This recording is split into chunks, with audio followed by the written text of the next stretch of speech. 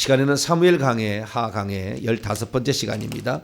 여호와의 이상적인 종이었던 다윗이 저지른 엄청난 범죄라는 제목으로 함께 말씀의 은혜를 나누기를 원합니다. 드디어 다윗의 생애 가운데 가장 안 일어났으면 하는 사건, 없었으면 했던 사건, 그러나 일어나고 말았던 사건, 다윗의 드디어 이렇게 꼭대기 내려가는 사건이죠. 이제 내리치닫는 사건이에요. 이 죽을 때까지 고생을 합니다. 이제 이 사건으로 어떤 사건은 그 순간만 어떻게 어려움을 당할 수가 있으나 어떤 사건은 우리가 죽는 순간까지 그것이 계속 영향을 미치는 사건이 있어요. 네, 이 다윗의 오늘 밧세바와의 간음 사건, 간음이 아니고 우리나라 말 옛날로 말한다면 간통이죠, 간통, 그죠? 간음 사건과 더불어 그녀의 남편이었던 우리아 장순의 살해 교사, 살인 교사, 직접 죽이는 것이 아니고 사람을 시켜서 죽이는 아주 잔인한, 아주 악한 그런 사건이 오늘 본문에 등장합니다. 그러니까 간음 사건과 살인 사건이 두 개 동시에 등장합니다. 다윗은 왜 이런 범죄를 했을까? 다윗 이전에 얼마나 훌륭한 사람이었어요. 네? 초년이었을 때, 소년이었을 때 자기 아버지의 양떼를 치는데 뭐 불평하지 아니하고 묵묵히 그 양떼를 쳤지 않습니까? 그리고 이 신앙으로 늘 여호와 하나님만, 여호와는 나의 목자시니 내가 부족함이 없으리로다, 늘 그렇게 살았잖아요. 그리고 그가 사무엘로부터 기름을 받은 순간부터 결국에 골리앗 전쟁을 통하여 왕에게 눈에 들어서 드디어 왕의 장수로, 나중 왕의 사위로 살았지만 그 왕이 자기의 권력을 탐하는 인물로 여기고 그를 죽이려고 했기 때문에 10년 동안에 그 왕위를 피해 다니면서 절대 왕을 죽이지 아니하고, 그리고 그 피해 다니는 과정 속에서도 갈멜리에 있는 나발을 지켜주고 거기에 있는 양떼 지켜주고 다 이렇게 했잖아요. 그리고 내가 전쟁할 때는 절대 침상에 들지 않는다 해서 그걸 지키며 자기가 시글락에 있을 때 아직 유다 왕이 되기 전에 2명의 부인, 3명의 부인이 있었어도 동침도 아니하고 이렇게 지켰잖아요. 그런데 세상에 이 다윗이 타락하고 말이죠. 오늘 이렇게 타락하는데, 그리고 하나님은 얼마나 그가 사랑했습니까? 왕이 되자마자 가장 먼저 한 일이 법궤를 예루살렘 성에 옮기고, 그리고 자기가 전쟁하면서 하나님의 궤를 펄럭이는 향에 놔두면 안 되겠다, 그런 그 주님에 대한 그 각별한 그 애틋한 사랑을 그렇게 하나님께 표현해서 하나님이 감동케 하는 일까지 했던 정말 그가 했던 모든 이런 일들을 보면은 정말 너무나 그리고 자기가 왕이 되었어도 요나단과의 우정을 생각해서 그의 사람을 찾아내서 그를 끝까지 왕자처럼 무비보셋 대접하는 요나단의 아들을, 그런 모습들을 다 보게 되면은 바람직한 모습이고 이상적인 모습이에요. 하나님도 내 종이다, 나단에게 그렇게 얘기했다. 내 종이다. 아브라함 다음이에요. 아브라함 다음. 그 다음 욥, 세 사람이에요. 여기까지 얘기해. 구약에 하나님이 내 종이라 얘기하는 사람 몇 사람 안 돼요. 그런데 그렇게 하나님을 사랑하고 백성을 사랑하고 부하를 사랑하고 이렇게 했던 그 다윗이 이러한 범죄를 저질렀다. 있을 수가 없는 일에 내가 볼 때 있을 수가 없는 일. 지금까지의 과정을 지켜본다고 한다면 다윗은 이러지 말아야 돼요. 한 가정을 파괴했어요. 자신을 위해서 목숨을 바치고 헌신하고 집을 잠시 와서 들어가라 했지만 어떻게 지금 군사들이 지금 텐트 속 천막 속에 초막 속에 지금 이렇게 살고 있는데 어떻게 내가 집에 들어가서 누울 수가 있습니까? 왕의 군사들이 지금 이렇게 전쟁에 한참 전쟁 중인데 내가 어찌 편히 쉴 수가 있습니까? 그러면서 집에 들어가지도 아니하고 왕궁 어귀에서 잠을 자면서 그 충성심을 바쳤던 그런 사람을 그렇게 잔인하게 앞에 가서 죽이도록 아주 조직적으로 아무도 모르게 이렇게 꾸며서 이런 일을 할 수가 있을까? 있었다는 거지 않습니까? 네? 우리는 이제 결론적으로 나중에 살펴보겠지만 우리가 어떤 사람이 하나님의 종으로 이상적인 종으로 선택을 받고 또한 그런 삶을 살았다 할지라도 얼마든지 넘어질 수 있다. 고린도서 10장 12절에도 그런즉 선줄로 생각하지 말라 넘어질까 조심하라.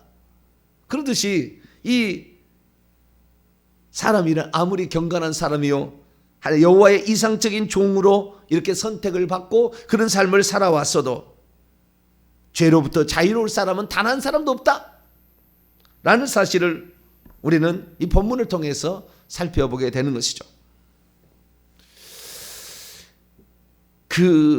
어쩌면은 사울보다 더 나빠요. 사울이 하나님의 말씀에 불순종하고 더 나쁘긴 나쁘지만 그 불순종한 거 보면은 의도적으로 그렇게 하지는 않아요. 의도적으로. 어쩔 수 없이 이렇게 하는 그런 경향입니다. 사울의 죄들을 살펴보게 되면. 그런데 다윗은 이것은 의도적인 범죄거든요. 의도적인 범죄예요. 누군지 알았어요. 그 여인이. 결혼한 여인입니다. 남의 집 유부녀다고요. 남의 가정을 파괴해서 되는 겁니까? 자기 왕이라고? 권력이 주어졌다고 그걸 남용해도 되는 겁니까? 그래서 안 되죠.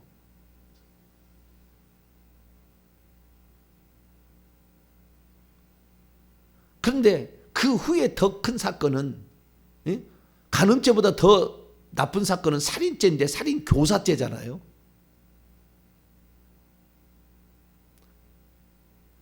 그래서 이 다윗이 이 범죄는 용서받을 수 없어요. 당장 죽여버렸어야 돼. 하나님이. 이런 사람 죽여버려야 돼요. 하나님께 쓰임받았다고 해서 봐주느냐? 그냥 죽여버려야지 이런 사람. 아니 아예 죽이라고 돼 있습니다. 성경에. 살인죄를 범한 그 죄도 죽여 마땅할 사형에 해당하는 죄고 간음하는 그 죄도 사형에 해당하는 죄예요. 우리가 너무나 잘 알고 있기 때문에 내가 지금 내용은 다 생략하고 지금 교훈만 지금 얘기하고 있는 거예요. 성경을 다 읽었다고 아까 우리가 읽었으니까. 사무엘하 11장의 이야기 우리가 너무나 잘 알고 있고 그런 얘기죠. 혹시 설교를 처음 듣는 사람이 있으면 간단히 위해서 제가 간단히 설명해 드립니다. 오늘 이 본문 말씀은 크게 두 가지 일로 우리가 이렇게 나눠볼 수 있겠습니다. 하나는 다윗의 간통죄, 하나는 다윗의 살인죄, 살인교사죄, 이 두 가지가 나오게 되는데요. 그래서 이 사실을 통해서 우리는 오늘 무엇을 우리가 발견해야 될 것인가? 오늘 얘기는 다 못합니다. 이 사건이 일어나서 이 사건을 처리할 때 어떻게 했는가? 이 살인죄, 간음죄를 처리한 다음에 어떻게 처리해야 되는 것인가? 처리를 과정 속에서 우리는 여기에서 엄청난 걸 발견하게 되는데요. 이 어쩌면은 다윗의 이 사건은 하나님께서 허용을 한 것인데 이 허용을 한 이 사건은 분명한 어떤 목적이 있었을 거예요. 근데 그 목적은 범죄 후회가 더 중요한 거예요. 범죄할 수 있다는 겁니다. 인간인지라. 범죄할 수 있는데 범죄 후에 그 범죄를 어떻게 처리하느냐. 오늘 얘기는 안 할 거예요. 이것은 못합니다. 다음에 얘기할 건데 범죄 후에 어떻게 이를 처리하느냐가 사울과 다윗은 결정적 차이가 나요. 범죄 후에. 그러니까 범죄보다도 더 중요한 것은 범죄 후 처리 문제입니다. 범죄 후에 어떻게 했느냐. 그런데 오늘은 인간이 범죄하는데 이렇게까지 훌륭한 사람이 하나님이 이상적으로 보고 하나님 내 마음에 합한 자라고 유일하게 말한 유일한 사람, 내 종이라고 말한 사람, 감동해서 너의 후손까지 계속 복을 주겠다라고 약속했던 이 사람이 왜 이렇게 범죄를 했을까? 오늘은 왜 범죄를 저질렀나? 왜 이러한 사건이 발생하게 되었는가를 중심으로 오늘은 좀 살펴보고 이 사건이 주는 교훈을 한번 살펴보기를 원합니다. 다윗의 생애에 있어서 다윗의 인생의 최대 오점, 가장 어두운 사건, 그 사건이 발생하게 됩니다. 그 사건은 뭐냐? 11장 1절입니다. 사무엘하 11장 1절. 그 해가 돌아와 왕들이 출전할 때가 되매 다윗이 요압과 그에게 있는 그의 부하들과 온 이스라엘 군대를 보내니 그들이 암몬 자손을 멸하고 라빠를 에워싸고 다윗은 예루살렘에 그대로 있더라. 그러니까 암몬이 쳐들어왔잖아요. 암몬 사람의 나쁜 점은 꼭 모욕을 준다는 거잖아요. 이스라엘을. 오른쪽 눈을 파내야 너희들과 화친하겠다. 길르앗 야베스 거민에게는 그렇게 얘기를 했고, 그 다음에 이 암몬 사람 나하스가 그랬고, 암몬 사람 나하스의 아들이 왕이 되었을 때는 다윗의 사절단을 어떻게 해요? 수염을 절반을 깎고 절반을 놔뒀는지, 이렇게 그냥 깎았는지, 이렇게 깎지는 않았을 거라고 봅니다. 뭐 이렇게 깎았을 수도 있어요. 뭐 답은 모르니까. 절반을 깎았다니까 이렇게 절반을 한쪽을 깎고 한쪽을 안 했는지, 이렇게 절반을 깎았는지 잘 모르겠지만, 그러지. 그 다음에 치마 같은 옷을 입고 다니는 이스라엘 사람의 통옷을 엉덩이가 나오게끔 가위로 잘라버렸으니, 그리고 그걸 보냈어요. 얼마나 수치스럽겠어요. 그런 암몬, 그래서 결국에 암몬을 멸할 수밖에 없었던, 그러나 암몬은 요새, 라빠라는 요새에 있었기 때문에 요압 장군이 용병을 먼저, 4개국의 용병을 먼저 처리를 하게 되고, 그 얘기를 듣게 되자 거르마 나살렉을 하고 성 안으로 도망을 쳐서 성 안을 봉쇄를 하고 계속 이제 버티기 작전에 들어가는 암몬. 그런데 겨울이 다가왔는지, 어쨌든 그 성을 정복할 아직 방법이 아직 없었는지 철수를 합니다. 그래서 겨울이 돌아왔다고 한다면 겨울을 지나고, 겨울에 포위하기는 어려우니까 봄이 데려와서 이제 연합 자기 다윗을 도와주는 여러 왕들과 더불어서 그 암몬 라빠성을 정복하기 위해서 이제 가게 됐을 때, 다윗 왕은 전쟁에 참여하지 아니하고 그 밑에 장수 요압 그리고 다른 이 왕들과 더불어서 여기를 전쟁에 참여하게 시켰다는 거예요. 그러니까 지금 티비린내라는 전쟁이 지금 하고 있는 상황이에요. 근데 다윗은 예루살렘에 남아 있었어요. 그게 아비새가 왕들은 이스라엘의 등불이 꺼지면 안 되니까 여기 있으시옵소서 그랬는지 어땠는지 잘 모르겠지만, 자, 어쨌든 이제 이 다윗이 남아 있는데 이 나이를 보게 되면, 나이를 추정해 보게 되면은 어떻게 지금 되냐면은요, 다윗은 30세 왕이 되잖아요. 그래서 40년 통치해서 40년에 그러니까 40년을 왕을 하니까 30살에서 70살까지 왕 노릇을 합니다. 근데 지금의 나이는 어느 정도냐? 나중에 계산을 해보면은요, 솔로몬이 왕이 될 때 20세 가량 됩니다. 솔로몬이. 그러니까 다윗이 50세에 70세 죽으니까 다윗이 50세에 솔로몬을 낳은 것은 분명합니다. 이 역사를 추적해 보면. 근데 솔로몬을 낳기 전의 상황이거든요. 솔로몬 낳기 전의 상황이에요. 근데 솔로몬을 낳았다고 이제 그 다음 시간에 이제 12장에 가서 이제 보게 되면 이 사건 후에 솔로몬을 낳았다고 나와요. 요 사건 뒤에 그 아이가 1년 뒤에 사건이 나오는데, 이 다음에 1년 뒤에 10달이 지난 뒤에 사건이 나와요. 그래서 결국에 하나님께서 이 밧세바 간음을 통해서 난 자식이 죽습니다. 신음식 앓다가 일주일 만에 죽는데, 죽은 후에 솔로몬을 낳아서 위로를 받았다 이렇게 나와 있거든요. 그러면 솔로몬을 그 다윗이 밧세바하고 첫 번째 난 자식 말고 두 번째 아들로 낳느냐, 그런 것 같지는 않아요. 역사를 살펴보면 솔로몬 4번째 아들인 것 같기도 해요. 물론 그건 잘 정확히 알 수는 없어요. 거꾸로 역사가 기록될 수 있으니까, 막내를 먼저 기록할 수도 있으니까. 그러나 어쨌든 만약에 이 솔로몬이 밧세바가 낳은 첫 번째 그 시름산 아들 죽고 말고 4명의 아들을 낳았는데 4번째 아들이라고 친다면, 보통 그렇게 알려져 있어요.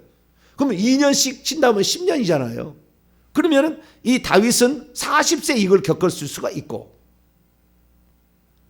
만약에 그 시름식 앓다가 죽었던 간음에다 낳았던 아이 그 다음에 솔로몬을 낳았다고 한다면 2년 뒤니까 48세 정도 될 수도 있어요.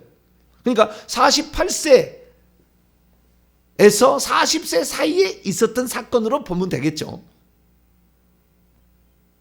다윗이 왕이 되고 10년이 넘었고 이제 10년 동안 정복 전쟁을 해가지고 어느 정도 주변국을 이제 다 이렇게 치고 난 다음에 마지막이 거의 암몬 저가기 전투거든요. 이게 끝내는 종료하는 대적을 다 없애서 평인이 시기했다 그런 말의 성취니까. 그렇다 한다면은 뭐 45살 정도로 잡을 수도 있겠고, 자 우리가 40세에서 48세 사이인데 이 우리아의 아내를 보게 되면 우리아의 아내, 이 장수 우리아의 아내 3절 봅니다.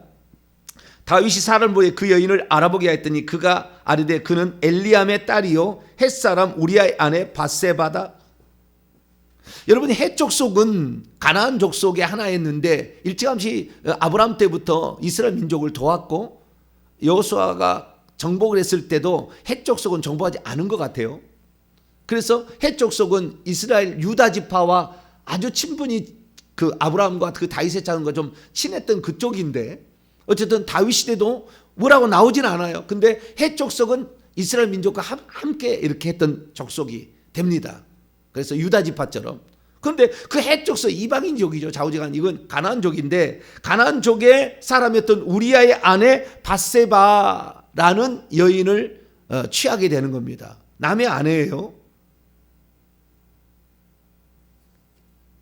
그럼 이 여인이 누구냐? 우리는 이 여인에 대해서 조금 더 살펴봐야 돼요. 나중에 더 자세히 한번 보겠지만 이 밧세바라는 여인은 우리가 나중에 알게 되지만 다윗에게는 모사가 있었습니다. 다윗에게 모사. 그러니까 전쟁을 하게 됐을 때 물어보는 상의하는 사람. 뭐 국사를 논할 때 어떻게 하면 좋겠느냐 이렇게 물어보는 그걸 모사라고 그래요. 모사. 조언자가 있었다는 거죠. 그 조언자가 아히도벨이라는 조언자가 있었습니다. 여기는 나오지 않아요. 나중에 있었다고 나와요. 아들 솔로몬이 반역을 했을 때 아히도벨이 모사가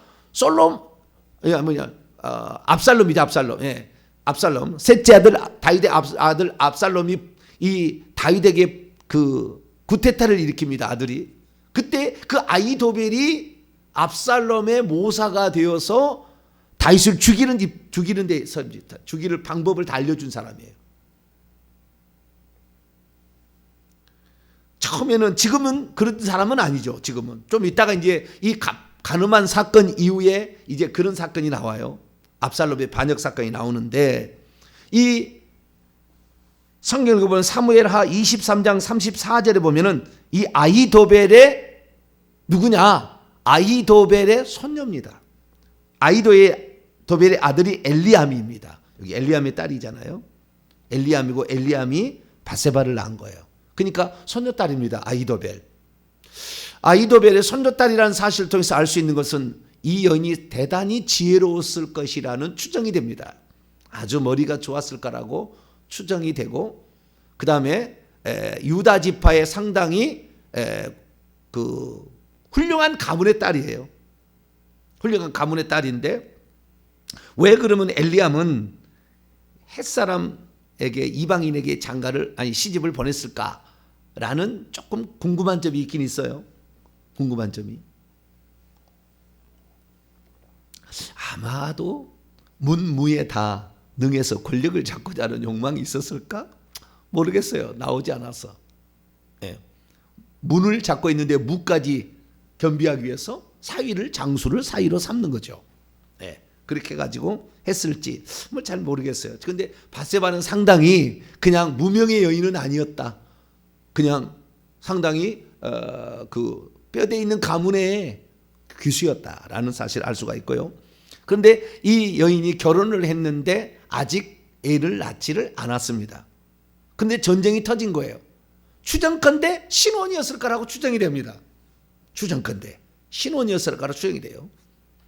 왜냐하면 바로 임신이 그 다음에 다윗하고의 범죄 후에 임신이 되는 거 보니까 그래서 신혼이 그 추정이 되는데 그러니까 이 밧세바는 18살 내지 20살 정도밖에 안 됐어요. 다윗을 50세라고 친다고 한다면 30년 차이고 40세라고 친다고 하면 최소한 20년 이상의 나이 차이가 있습니다.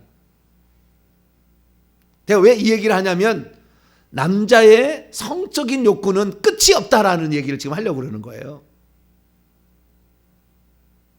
왜 이 사건이 터졌을까라는 거예요. 권력욕보다 더 강력한 것이 성적인 욕구입니다. 내가 봤을 때. 그래서 사단이 사람을 이용하는 세 가지 그것이 있는데, 이 성적인 욕구요, 그 다음에 물질에 대한 욕구요, 권세에 대한 욕구거든요. 제가 볼 때 사람이 남자에게를 유혹하는 이게 세 가지가, 명예도 뭐 이렇게 있겠습니다만은 이 세 가지가 아주 중요한데, 권력이 이 남자에게 만약에 다윗에게 없었다면 이런 사건은 없었으라고 봅니다. 그러니까 권력도 여기에 지금 포함되어 있어요. 그래서 제가 이 여인을 이렇게 왜 탐하게 되었고, 이 여인이 남의 부인이었는데도 불구하고, 자신의 총성스러운 부하 장수의 부인이었는데도 불구하고 이 여인을 취했을까라는 것을 생각해 볼 때, 우리는 이 세 가지 것을 우리는 여기서 생각해 볼 수 있습니다. 첫째 뭐냐? 전쟁에서 계속해서 승리를 하다 보니까 이제 내가 전쟁에 나가지 않아도 이 나라는 안정을 이뤘다는 스스로의 만족감에 젖어 있었다. 우리는 일평생에 살 때 어떤 안주하려고 하면 안 돼요. 우리는 늙어 죽는, 숨이 딱 넘어가는 그 순간까지 오늘도 목표를 향해 가야 됩니다. 어떤 내가 요 정도 이랬으니 나는 만족한다. 그러면은 사단이 침투해 들어와요. 긴장이 풀리는 거죠. 그래서 우리는 일평생 동안 내가 숨이 꼴딱꼴딱 넘어가는 그 순간까지 내가 해야 될 일을 오늘 감당해야 돼요. 그게 좋아요. 그래야만이 죄를 짓지 않습니다. 벌써 이제 한 10년 전쟁해가지고 안정되다 보니까 전쟁도 안 나가고, 그리고 집구석에 있다가 지금 문제가 일어나는 거 아닙니까? 낮잠 자고 저녁에 일어나가지고 옥상에 거닐다가 남여인 본 거 아닙니까? 그래서 어떤 우리는 일평생에 죽는 그 순간까지 다윗이란다. 지금 다윗 얘기고, 바울이 죽는 그 순간까지 나의 달려갈 길을 다 죽을 그 순간까지도 계속 숨이 넘어가는 그 순간까지도 계속해서 하나님 나라를 위해서 내가 어떻게 해야 될 것인가 이렇게 살아가야 되는 것이지, 내가 이 정도 했으니까 나는 이제 누려야 된다. 그 순간에 타락이 찾아오는 거예요. 저도 그래서 죽는 날까지 저도 도전을 멈추지 않을 거예요. 죽는 날까지. 그날까지 쓰다가 책 쓰다가 그날 죽든지, 그날까지 좌우지간. 만족하면 안 돼요. 그러면 타락이 있기 시작한 거예요. 두 번째는 긴장이 풀렸기 때문에 그래요. 긴장이 풀렸단 말은 무슨 말이냐면, 지금 부하 장수들은 암몬과의 전쟁에서 숨막히는 지금 피비리 나는 전투를 하고 있는 상황이잖아요. 그러면 왕이 만약에 부하들이 당신이 와서 죽으면 안 되니까, 이 나라를 지켜야 되니까 당신 남아 있으십시오. 그러면 예루살렘에 뭐 했어야 됩니까? 부하 장수들이 전쟁에 승리할 수 있도록 제사장을 찾아가든지, 아니면 뭐 제사장 오라고 하든지, 거기서 제사를 드리든지, 아니면은 하나님께 기도하고 있어야 돼. 맞죠? 지금 부하 장수들은 열심히 전쟁하고 있는데 한가하게 옥상에서 지금 남의 여인 훔쳐보다가 데려다가 뭔 간음 사건을 해야 되겠습니까? 긴장이 풀린 거예요. 그러니까 이만만 했으면 됐다라는 어떤 생각이 여기 있지 않았을까라는 추정됩니다. 그런데 사단이 그 긴장이 풀려있는 다윗을 내버려 두느냐? 하나님이 가장 좋아하는 사람인데, 저것을 죄를 범하게 해서 저것을 타락시키는 것이 하나님께 가장 내가 하나님을 조롱할 수 있는 가장 좋은 방법이라고 사단이 모르겠어요? 하나님이 가장 귀하게 쓰는 사람을 넘어뜨리는 것을 사단이 가장 좋아하는 거예요. 영적인 해이. 우리는 죽는 그 순간까지 긴장을 놓으면 안 돼요. 오늘 잘했다고 해서 내일 넘어질 수 있습니다. 섰다고 하면 넘어질까 조심하라고 그러잖아요. 항상 우리는 기도하면서 하루하루를 보내야지, 한가하게 옥상이나 거닐면서 낮에 잠자고, 낮에 지금 잠잘 시간입니까? 제가 이렇게 얘기한다고 너는 안 그러냐 그렇게 물어보지는 마세요. 하나님 입장에서 말하는 거니까. 저도 부끄러워서 말을 못하지만 사실은 그러니까 저는 사실을 전하고자 하는 거예요. 저도 뭐 그렇게 살아서는 안 되는 줄 알고 있고 그렇게 안 살겠지만 그러나 좌우지간 주님의 말씀을 보게 되면 이것이 영적인 긴장이 풀려서 그러는 겁니다. 날마다 우리는 기도하면서 내가 해야 될 분량, 내가 죽을 때까지 해야 될 일들에 대해서 하나님께 손을 아뢰면서 주님 오늘도 이게 필요합니다. 그러면서 하루하루 기도했더라면 이런 일은 벌어지지 않을 것이다. 가서 물어봤더니 자기가 지금 전쟁에서 최전방에 싸우고 있는 부하 장수의 부인이다 그러면은 이 짓을 하지 말아야죠. 남의 가정을 깨뜨려도 되는 겁니까?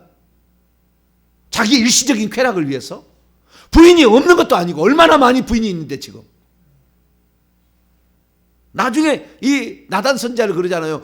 내가 너에게 네가 원한다면 얼마든 너를 줄 수 있는데 왜 남의 가정을 너는 파괴했느냐. 주님이 나단 선지자를 통해서 하나님이 그렇게 얘기하잖아요. 이것저것 다 주었고 줄 수 있거늘 너는 왜 그런 악한 짓을 했느냐 이렇게 얘기하잖아요.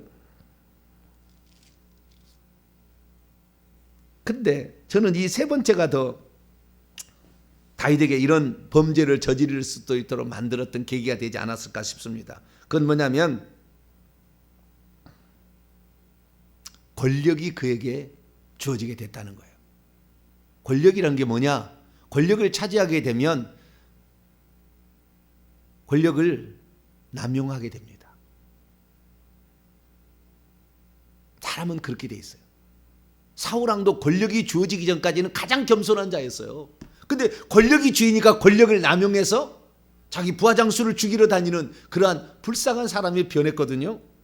다윗도 마찬가지예요. 권력이 주어지니까 권력의 맛에 취해서 특히 권력의 맛에 가장 나쁜 것은 뭐냐면 이 권력자들이 부인을 많이 취하는 거예요. 부인을 계속해서 아히노ам부터 시작해서 쭉 계속 권력을 그래서 부인들을 취하다 보니까 여자 하나 건드린 게 더 뭐가 문제냐 이렇게 되는 거예요. 하나님은 한 사람에게 한 여자예요. 일편단심 살아야 됩니다. 우리는. 나는 죽어도 결혼하지 말아야 된다고 봅니다. 내 입장은. 한 사람만 사랑해야지. 네. 한 사람만.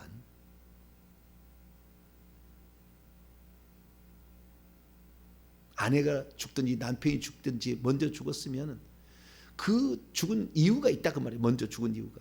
그 일평생에 그것을 하나님께 회개하면서 이렇게 살아가는 게 낫죠. 재혼하는 것보다는.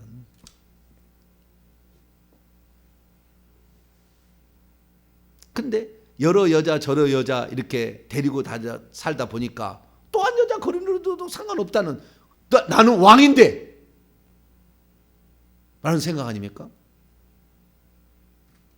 다윗이 만약에 이 사건이 일어난 다음에 이것을 잘못 처리했다면 하나님 죽여버렸을 겁니다. 다윗도. 그러나 다윗이 거기에서 이 범죄 후에서 살 수 있는 그 방법을 찾아냈어요. 그리고 그 이 사후 처리의 이 방법이 사울왕과는 전혀 딴판으로 갔습니다. 그렇기 때문에 하나님께서 다윗을 죽이지는 않아요. 대신 일평생에 그것 때문에 피눈물 흘리게 살게 합니다. 일평생을 피눈물 흘리고 살게 해요. 하나님 가만두지 않아요. 범죄하는 것, 즉 그 지도자의 권력을 남용한 죄에 대해서. 옛날에 우리 조상들이요. 내가 왜 이 얘기를 많이 하냐면 우리 조상들이 저희 가문도 그러는데요. 양반 집안인 그런 가문이잖아요. 그런 가문은 권력을 엄청 남용했습니다. 그 하인 여자 종들을요 성적 놀이개처럼 이렇게 살다가 죽이고 막 그런 일을 자행했어요. 왕이 되기 위해서 왕 노릇을 계속하기 위해서 그런 종들을 인신 제사를 드려가지고 하나님께 이렇게 인신 제사로 드린 왕이 한둘이 아니에요. 권력을 가지고 남의 인권을 이렇게 무시한 일이 한두 번이 아닌 거죠. 그런데 여러분 이 권력을 남용해서 간음을 했다. 이건 죽여야 됩니다. 자, 레위기 20장 천국에서 다윗이 아주 귀가 가렸겠죠. 그런데 야단 들을 건 들어야 됩니다. 네가 다윗보다 훌륭하냐? 그거 묻지 마세요. 그건 있는 사건을 저는 얘기하는 것이지. 자, 레위기 20장 10절입니다. 이건 죽여야 됩니다. 다윗은 10번이라도 죽여야 되는 거예요. 자, 20장 10절입니다. 시작. 누구든지 남의 아내와 간음하는 자, 곧 그의 이웃의 아내와 간음하는 자는 그 간부와 음부를 반드시 죽일지라 됐다고요. 반드시. 그건 천중이라 사형이다. 이거예요. 그건 내버려서 안 되는. 남의 가정을 파괴하는 자는 그건 아닌 거예요. 가정을 파괴해서 간음죄를 저지른다? 죽여버려야 되는 거예요. 죽여야 돼요. 그럼 살인죄. 자, 레위기 또 볼까요? 레위기 이제 우리 아들 죽이지 않습니까? 레위기 24장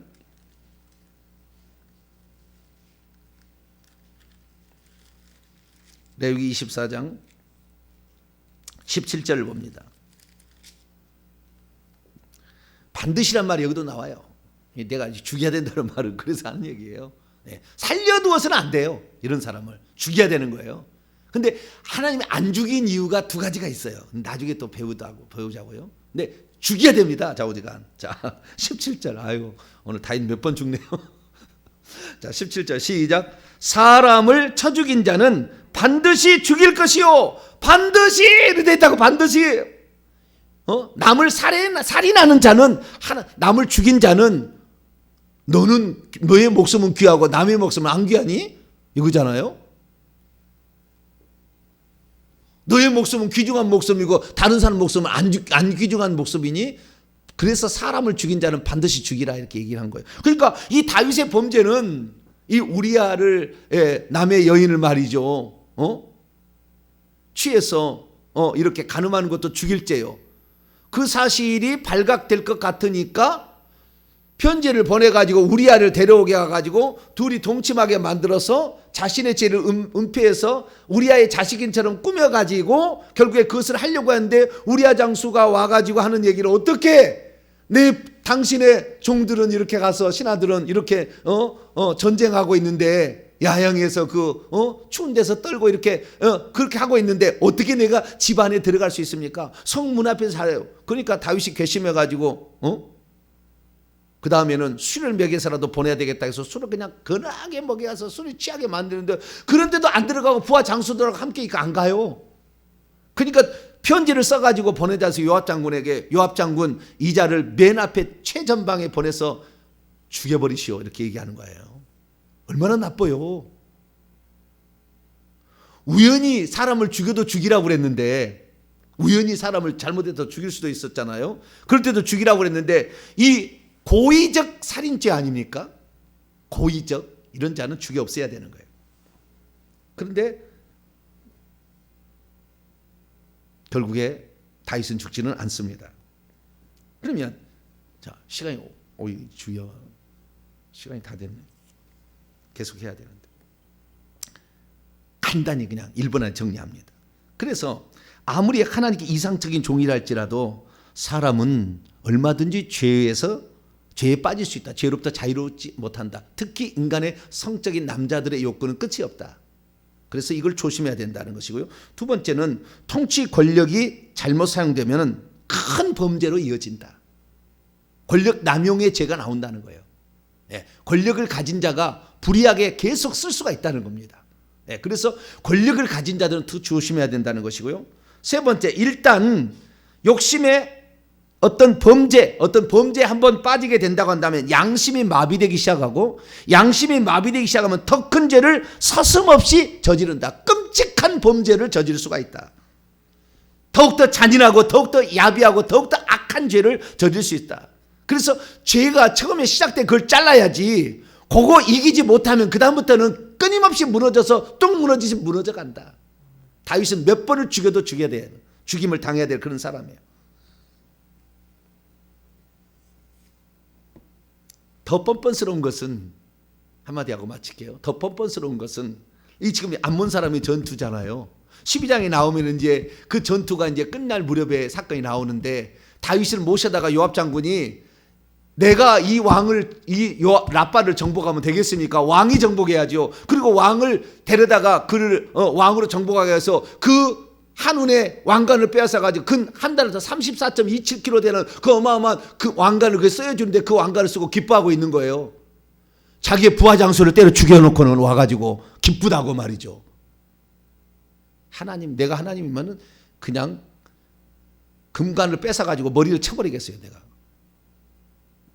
그렇게 뻔뻔스럽게 변한다 그 말이에요. 사람이 범죄를 하게 되면. 그러니까 이 사단이 그렇게 이용한다 그 말이에요. 사단이. 우리가 저라고 그런 범죄를 못 범하겠습니까? 주말할 수 있다니까요. 나중에 되면 시간이 되면.